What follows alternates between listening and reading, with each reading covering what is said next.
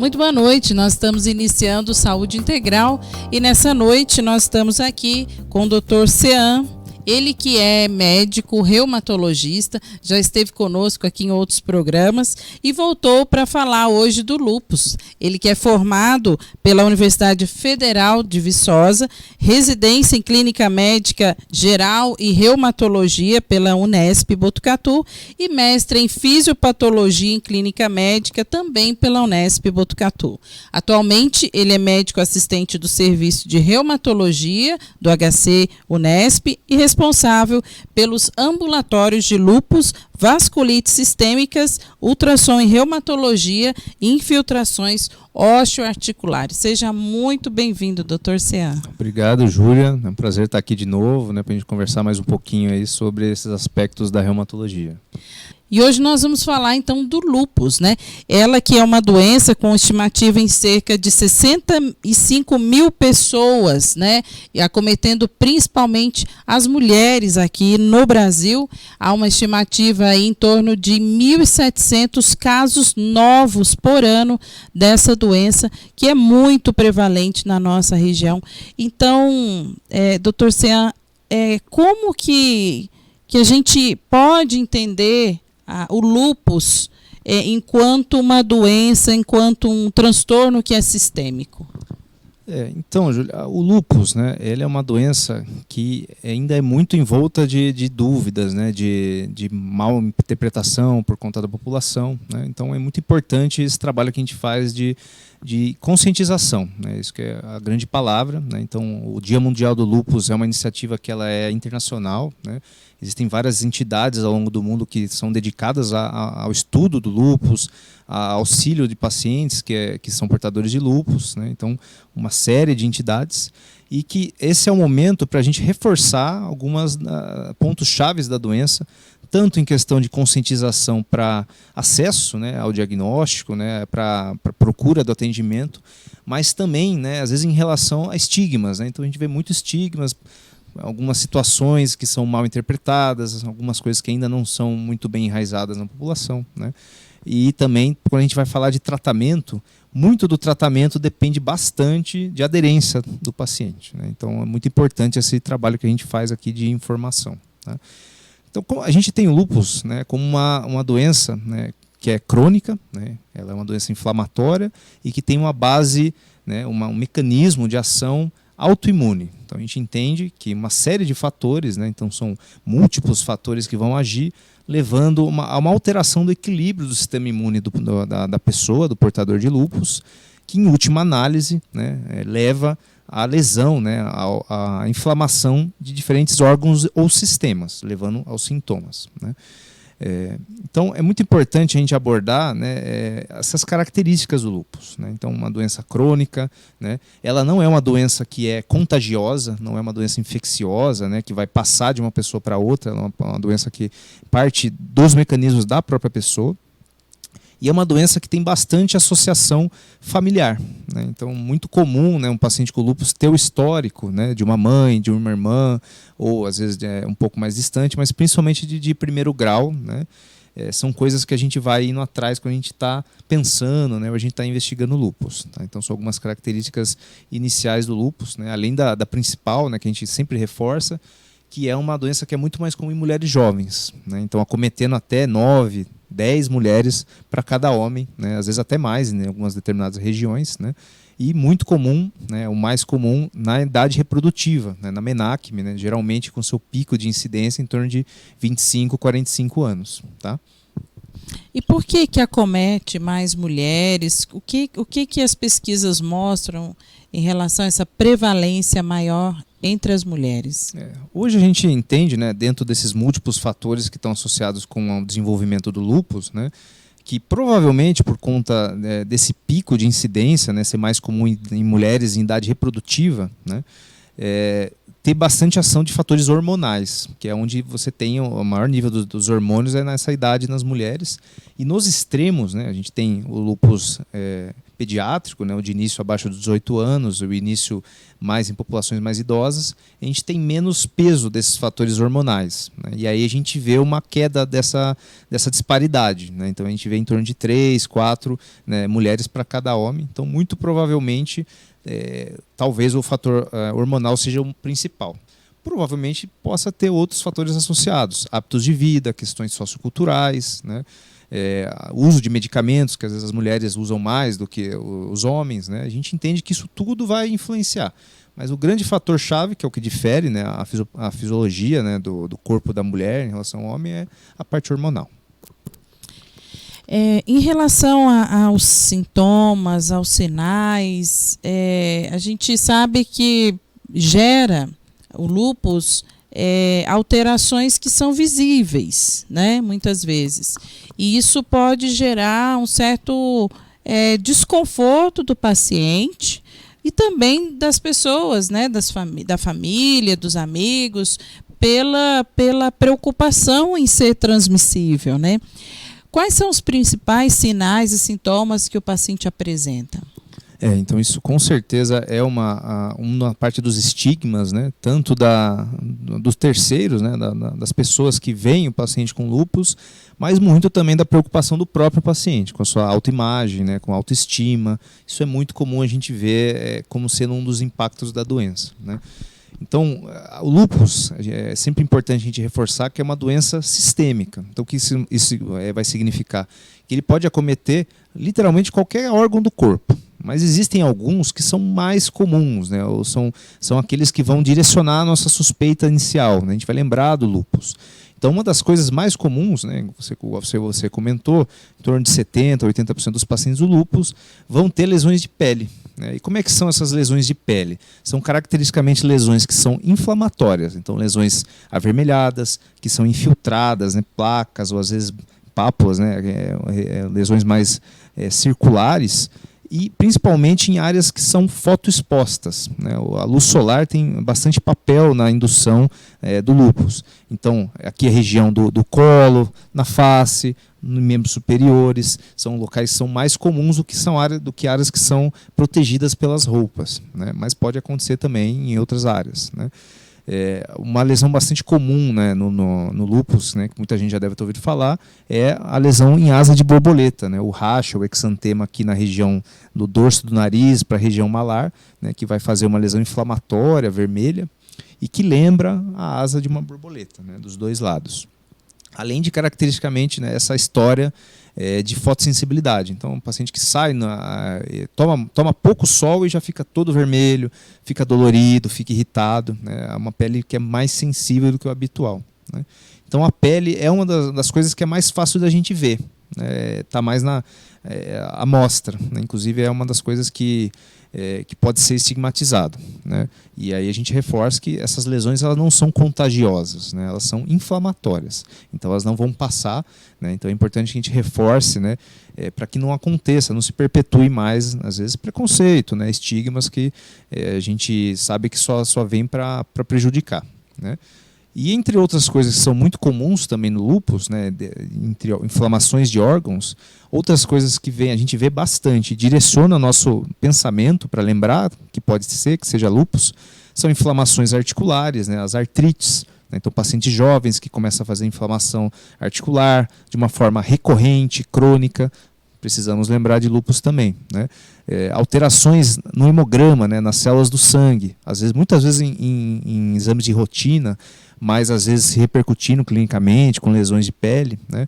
Mas alterações, por exemplo, de plaquetas baixas, plaquetopenia, né? Células brancas baixas, a leucopenia, a neutropenia, né? E muitas vezes anemia também. São coisas que são muito comuns no lúpus, né? Não são específicas, né? Isso não acontece só no lúpus, mas que juntando com o restante, né? E principalmente na idade, né? Em mulheres jovens, a gente valoriza, né? E uma outra coisa que também é muito comum no lúpus, né, é a inflamação renal, a nefrite, né, que geralmente é uma coisa mais silenciosa, dá poucos sintomas e geralmente a gente pega, quando a gente está investigando, a gente pede exames, né, ou quando tem algum tipo de exame que foi feito por outro motivo e a gente encontra essas alterações, né? Então, geralmente são sinais de que o rim está inflamado, da nefrite, né? Então, perda de proteína na urina, perda de sangue na urina, às vezes presença de cilindros, né? São coisas que vão lembrar a possibilidade de nefrite, né? E que inflamação renal pelo lúpus. Tá? Que outros órgãos o lúpus pode acometer? Então, outros órgãos que são comuns também no lúpus, né? A gente vê bastante inflamação pulmonar, né? Principalmente do envoltório do pulmão, que a gente chama de pleura, né? Que é a pleurite, né? Que pode dar tanto, às vezes, falta de ar, tosse, dor aqui na região do tórax, né? Inflamação da cavidade do coração, né? Que a gente chama de pericardite, né? E a gente pode ter também inflamação do fígado, hepatites, inflamação do intestino, podemos ter complicações neurológicas também, né? Inflamação dos nervos periféricos, podemos ter, apesar de ser um pouco mais raro, inflamação aqui do sistema nervoso central, né? Lembrando que, por mais que a doença seja sistêmica, né, geralmente ela não acontece tudo ao mesmo tempo, né? Então não quer dizer que o paciente tem lúpus, ele vai ficar todo inflamado, ele vai ter todas essas inflamações. Geralmente o que acontece mais são esses que eu citei no início, né? São os sintomas mais comuns, né? E em quadros mais graves vão mostrar essas outras áreas mais nobres, vamos dizer, então, o sistema nervoso central, os rins, né? Mas existem várias apresentações do lúpus. Então existem desde casos mais leves, às vezes só por inflamações da pele, inflamações articulares, né? Com dores, e existem quadros mais graves, né? E não necessariamente, né, todo paciente com lúpus vai ser grave. Isso é uma coisa que a gente precisa também esclarecer, né, porque é uma preocupação dos pacientes, né? Por isso que é importante o acompanhamento, né? A gente identificar a gravidade de cada paciente dentro da sua individualidade.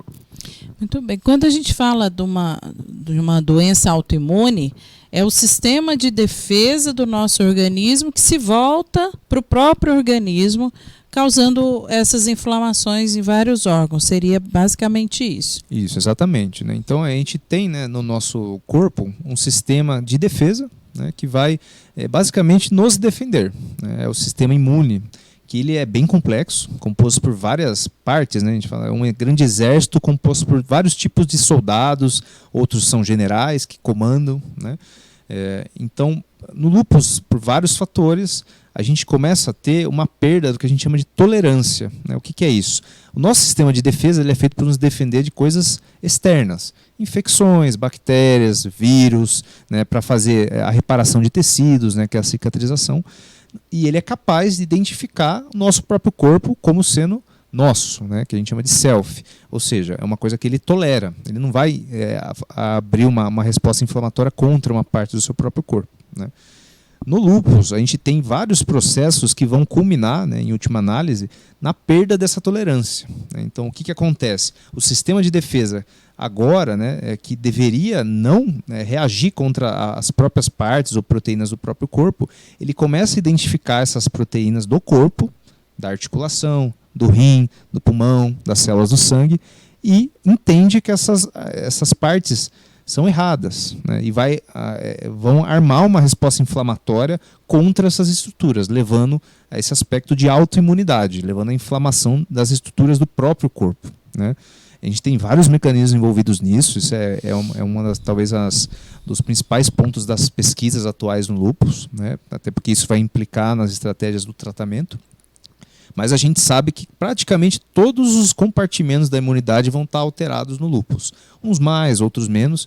E o principal, né, seria a ativação dessas células que organizam a imunidade, né, que montam a resposta inflamatória a longo prazo, né, a que a gente chama de linfócitos, com a produção principalmente de anticorpos direcionados a essas estruturas do corpo.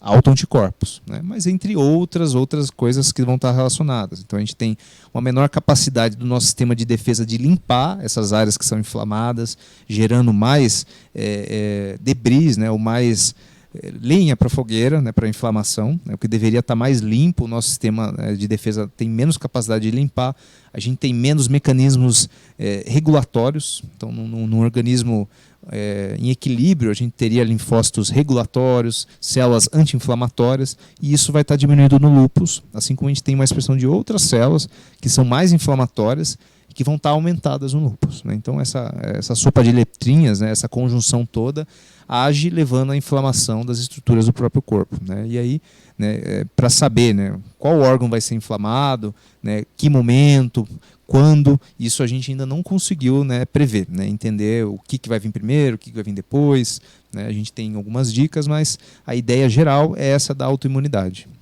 E além desse processo autoimune de gerar resposta contra o nosso próprio corpo em alguns órgãos, aumenta o risco de infecções também que vão se aproveitar desse sistema imune alterado, né?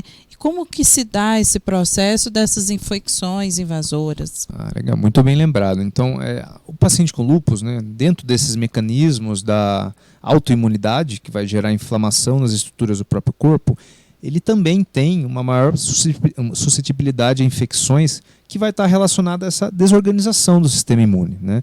Ele é um paciente que a gente fala que é imunossuprimido, diferente de outras coisas mais graves, mas ele tem uma menor eficácia do sistema imune, né? Então ele tem mais risco de infecções do que uma pessoa que não tem lúpus, por exemplo. Só que a isso a gente acrescenta, por exemplo, alguns remédios que a gente usa para tratar o lúpus, né? Em algumas situações, a gente usa medicamentos que são imunossupressores, né? A ideia é que a gente controle a imunidade para que o corpo pare de se autoinflamar. E aí isso pode piorar o risco de infecções, né? Então vai ser sempre, né, uma preocupação que anda junto quando a gente vai estar fazendo acompanhamento dos pacientes com lúpus, é esse risco aumentado de infecções. A gente precisa ser mais incisivo na pesquisa, a gente precisa ser mais incisivo no tratamento de infecções, né? São pacientes que são mais suscetíveis, né? São mais frágeis nesse aspecto infeccioso, com certeza. E o tratamento, então, já que a gente entrou nessa questão, porque entendendo o mecanismo da doença, é mais fácil do paciente entender o porquê de certos medicamentos, né? Então, como se dá o tratamento inicial, nos momentos que tem crise, os medicamentos que são usados nessas situações de remissão, como que se dá o processo do tratamento do lúpus? Então, o tratamento do lúpus, né, ele vai ter como principais objetivos o controle da inflamação, né, com certeza. Para quê? Para que a gente evite sequelas, que a gente chama de dano, né? Então, toda vez que tem uma inflamação em algum órgão, pele, na articulação, nos rins, isso pode, né, levar por consequência a um dano, né, uma sequela, uma cicatriz nessa região, né? Então, um dos principais aspectos do tratamento, né, é a gente evitar esse dano, né? Não só tratar o agora, a gente quer também prevenir as complicações futuras, né? Mas além disso, né, além de prevenir o dano, que é uma coisa um pouco mais objetiva, né, e não tão palpável para as pessoas, a gente quer que os pacientes não sintam dor, tenham uma melhor qualidade de vida, se sintam bem, né? E com o tratamento, um dos principais objetivos é que o paciente com lúpus ele tenha uma qualidade de vida, expectativa de vida igual à população normal, né? E aí o tratamento ele tem alguns pilares também. Então a gente tem desde estratégias que a gente fala que são não medicamentosas, né, que são muito importantes, né, a educação do paciente com lúpus, né, conscientização sobre a importância do tratamento, nesse aspecto crônico da doença, que ele precisa ser seguido, que existem altos e baixos, né, que a gente vai passar por eles, é muito importante, né, porque é muito comum a gente ver às vezes uma aderência, e isso piora muito, porque cada vez que acontece o episódio de inflamação, a gente acumula dano. Então se a gente puder agir prevenindo e controlando a doença no início, é melhor, né? E algumas medidas não medicamentosas são importantes, por exemplo, então, talvez uma das mais comuns, né, é a proteção solar, né, que a gente reforça. O paciente com lúpus ele é muito importante que ele faça o uso do protetor solar, reaplique durante o dia, mesmo em ambientes fechados, porque os raios ultravioleta são capazes, né, de induzir e reativar a doença. Essa luz que a gente tem em casa, ela tem risco. Ela pode ter um pouco de risco. Então, por isso que a gente, o principal é a ultravioleta solar, né, com certeza. A gente fala até para evitar, né, sair em horários de pico, que estão muitos sols, usar a roupa que cubra o corpo, que tenha fator de proteção. Mas mesmo dentro de casa, aplicar e reaplicar o protetor solar. Então, isso é uma das medidas mais importantes. Aí, além de hábitos de vida saudável, exercícios físicos, evitar tabagismo, evitar alcoolismo, uso e abuso de drogas, né? São coisas que também vão complicar o acompanhamento do lúpus, né? E aí, falando em tratamento do lúpus medicamentoso, a base do tratamento é a imunomodulação / imunossupressão. Então, é uma doença que vai estar alterando, né, o equilíbrio no nosso sistema imune. A ideia é a gente reordenar esse sistema imune e fazer estratégias anti-inflamatórias, né? Então, a base do tratamento sempre vai girar em torno de cada paciente. Então, vai ser sempre bastante individualizado. Não existe um medicamento só, uma receita de bolo, né? Vai ser sempre voltado para o paciente, para suas peculiaridades, né? E também para a gravidade da doença que ele apresenta. Então, quadros mais leves vão ser tratados de forma mais branda, né? E quadros mais graves, muitas vezes precisam de internação, de tratamentos com tratamentos endovenosos, né? Com doses maiores, até a gente controlar a doença e conseguir ir para uma fase mais tranquila, né? Então, o tratamento gira em torno dessas medidas.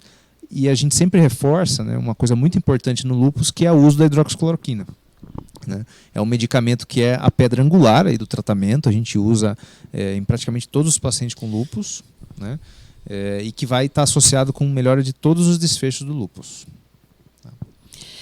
Dentro dessa questão do tratamento, do acompanhamento, e por ser uma doença muito prevalente em mulheres jovens e que estão em idade reprodutiva, como que é essa questão da anticoncepção? Porque tanto há risco da doença estando ativa, quanto também dos próprios medicamentos, né, comprometendo essa gestação. Qual é a orientação que você dá para as mulheres que estão nos assistindo, ou que já estão em tratamento do lúpus, ou que estão com suspeita, né, desse diagnóstico em relação à anticoncepção? Então, esse aspecto da saúde reprodutiva ele é muito importante na reumatologia, né, porque a grande maioria das nossas doenças, e o lúpus é um bom exemplo, é mais comum em mulheres em idade reprodutiva. Então, é muito comum, né, a gente encontrar gestações no meio da condução, desejo de gestação, né? Então, isso faz parte também do nosso manejo. O que a gente sempre orienta? O ideal é que o paciente com lúpus, suspeita, né, de poder ter a doença, tenha um planejamento em relação à gestação, para encontrar o melhor momento. Então, converse com o seu reumatologista. Devemos incluir também o ginecologista assistente também, para decidir o melhor momento, né, a melhor estratégia. Sempre o que talvez a gente mais vai usar como norte vai ser o momento da doença. Então, a gravidade da doença, em que momento a gente está da tentativa de controle. O ideal é que a doença esteja bem controlada há um tempo, e com medicamentos, né, igual você comentou, que são permitidos na gestação, porque alguns medicamentos eles são proscritos na gestação, então a gente precisa evitar. Então, num cenário ideal, né, a ideia é a gente conseguir controlar bem a doença, esperar estar em doses legais da medicação, em medicamentos que são amigáveis à gestação, e aí a gente tentaria, né, começaria a tentar a gestar. Nas situações que a gente encontra uma gestação de forma acidental, por exemplo, né, é muito importante que o paciente ele esteja próximo e esteja acompanhamento regular do reumatologista, do ginecologista, para que a gente consiga adaptar de forma rápida, né, as medicações, rever a doença, porque não é incomum, né, o lúpus ele piorar o seu controle durante a gestação. Na gestação a gente pode ter algumas alterações do nosso sistema imune e pode levar a uma piora do controle do lúpus. Então, a principal parte é que o paciente com lúpus que gesta, ele é considerado um paciente de alto risco. Não porque ele sempre vai ter maus desfechos, né? Mas é porque é um paciente que a gente precisa ter mais próximo e precisamos acompanhar de perto, né? Exatamente pelo zelo. Tá? Dentro dessa questão da anticoncepção, a gente lembra que as pílulas mais comuns são as pílulas que têm estrogênio e progesterona junto, né? São as pílulas do dia a dia que a gente tem aí no SUS, são os anticoncepcionais combinados, né?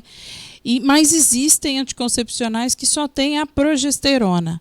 Aumenta o risco das mulheres com lúpus, usarem pílulas que tenham essa combinação com estrogênio, que são essas pílulas mais comuns? A questão do uso dos contraceptivos também é muito importante, né? Mulheres jovens, a ideia é a gente encontrar o melhor momento para a gestação, então a contracepção é um tema muito importante. O uso dos anticoncepcionais lúpus, ele é um pouco mais complexo, porque ele vai partir de uma análise um pouco mais profunda. Então, não é só o lúpus que vai direcionar o uso ou não. O lúpus por si não vai proibir o uso de um tipo ou outro de anticoncepcional. Mas existem coisas, né, ou perfis de lúpus, né, principalmente associados com maior risco de trombose, né, a presença de associação com uma outra doença nossa, que é a síndrome do anticorpo antifosfolípide, a presença de autoanticorpos que estão associados com maior risco de trombose, né, que são os antifosfolípides. Nesses casos, dependendo das combinações, histórico prévio, né, se já teve alguma trombose, se tem algum histórico familiar de trombose, nesses casos a gente costuma não indicar os anticoncepcionais que têm estrógeno, ou pelo menos evitar, né? Isso vai ser sempre uma coisa individualizada, a gente precisa levar sempre em consideração também a opinião, a ajuda do ginecologista e a opinião da paciente, né? Então, às vezes, ela prefere um método por outro e a gente precisa, né, aconselhar para que sobre esse risco de trombose, ela precisa estar ciente disso, né, para a gente decidir em conjunto a melhor estratégia de contracepção. Existem algumas situações da obstetrícia, né, que é a minha área, que podem piorar no processo da gestação, né, com o lúpus. E isso a gente tem aí a questão dos abortos de repetição e as questões relacionadas com a doença hipertensiva específica da gravidez, que é a pré-eclâmpsia, né? Realmente tem essa relação, aumenta os riscos de abortos nas mulheres que estão com aí o diagnóstico ou suspeita do lúpus, e também nos casos, né, das gestações com mais de 20 semanas, aí, desenvolvimento da pré-eclâmpsia? Essa questão, né, das complicações, né, obstétricas, elas não vão ser uma consequência direta do lúpus, né? Então, isso vai acontecer com serem mais comuns, principalmente em pacientes que têm, né, associação com o síndrome do anticorpo antifosfolípide e os antifosfolípides, né? Então é uma população dos pacientes com lúpus, não são todos, né? Nesses a gente vê o maior risco de abortos, maior risco de complicações por insuficiência placentária, restrição de crescimento, risco de eclâmpsia, não pré-eclâmpsia, por conta dos mecanismos que vão estar associados com esses anticorpos que aumentam o risco de trombose, tá? Então, não é uma coisa que vai ser para todos os pacientes com lúpus, mas acaba sendo incluído, né, quando a gente analisa todo o conjunto do paciente.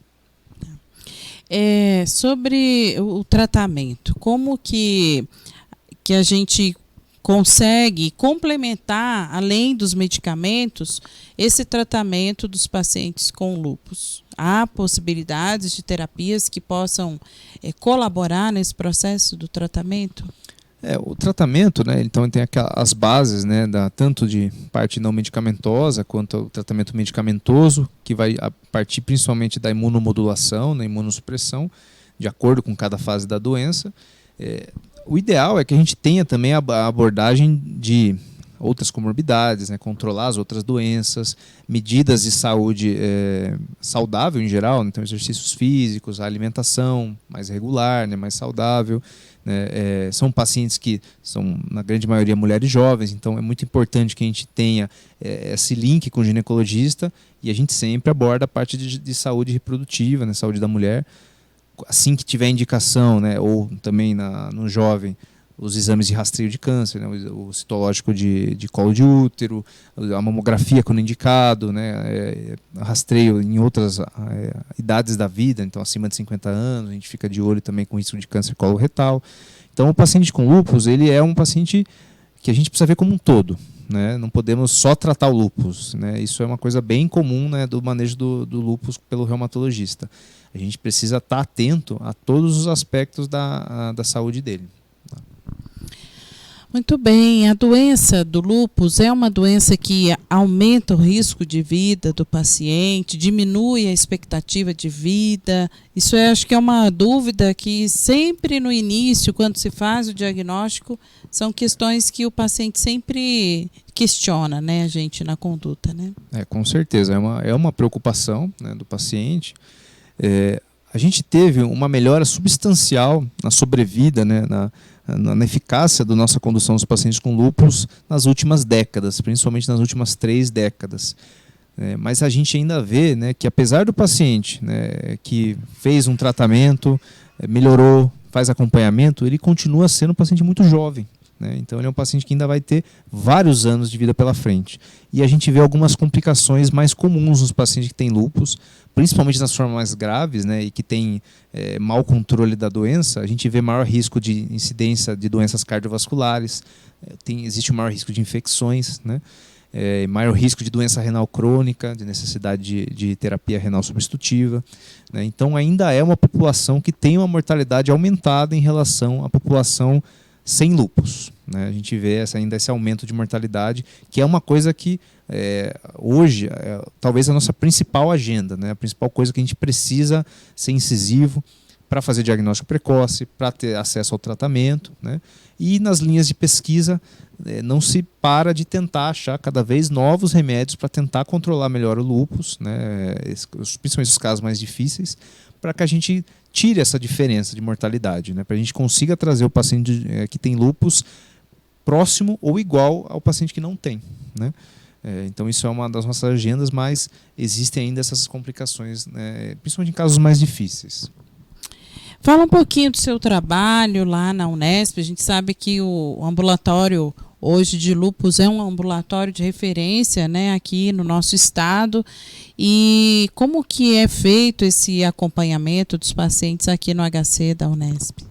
Então, o nosso ambulatório, ele é um ambulatório bem maduro, né, bem estruturado, já tem mais de 20 anos de funcionamento. E hoje a gente tem por volta um pouco menos de 400 pacientes em segmento regular, né? A gente fará assistência a toda a nossa região aqui da DRS6 de Bauru, né? Então a gente faz o acompanhamento habitual do paciente com lúpus, né? Desde as consultas, os exames de sangue, os exames de imagem, a Unesp quem fornece, né? A gente sempre tenta fazer esse papel de aconselhamento, de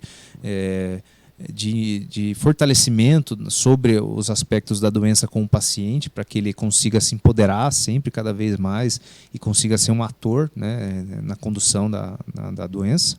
E temos também, né, o segmento de gestantes, né? Então a gente tem um ambulatório só de pacientes gestantes, né? A gente faz essa parte do aconselhamento, dos ajustes, do acompanhamento do risco gestacional, inclusive, né, assistência no periparto e no puerpério, né? Então a gente faz isso. E também somos responsáveis e damos assistência também a pacientes com lúpus internados no HC, né? Então pacientes mais graves, precisam de internação por algum motivo, é a nossa equipe que cuida e que acompanha. E quando alguém quiser te achar, doutor Cean, onde que eles podem encontrar seu consultório, suas redes sociais? Então, eu sou aqui de Botucatu, né? Eu trabalho só aqui, faço parte da equipe do Serviço de Reumatologia da Unesp, né? Todo o nosso serviço lá. E tenho também atendimento aqui na cidade, né? Tenho um consultório, né? Que quem precisar a gente deixa aqui os contatos, né? Junto com a Júlia. Fico à disposição. Vai aparecer aí. E a gente tenta fazer um pouquinho também de trabalho educativo em mídias, né, redes sociais, né, para atentar esses pontos que a gente bateu, né, coisas importantes, não só do lúpus, mas de outras doenças reumatológicas, doenças crônicas, né, doenças que são raras, né, então a gente precisa falar mais sobre isso e precisamos conscientizar a população, né, então quem quiser me achar, a gente vai deixar aí as informações. E esse foi o Saúde Integral de hoje, falando sobre a importância do lúpus. E nós contamos com você no nosso programa da próxima semana, o Saúde Integral.